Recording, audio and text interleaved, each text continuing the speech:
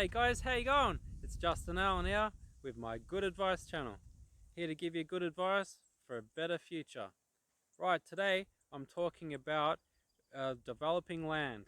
So I'm trying to open up your mind to have a look at this. Is one way you can create wealth is through becoming a developer.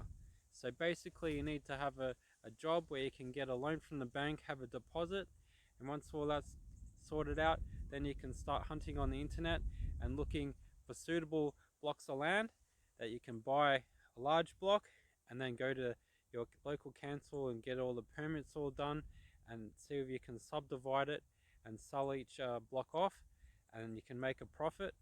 Or you can have the option to get a few blocks of land, maybe for example for free. So this is an option. It may take a few years to get it all sorted out and sold off, and it's going to take a while. It could take you 3 years, but it'll be worth it in the end.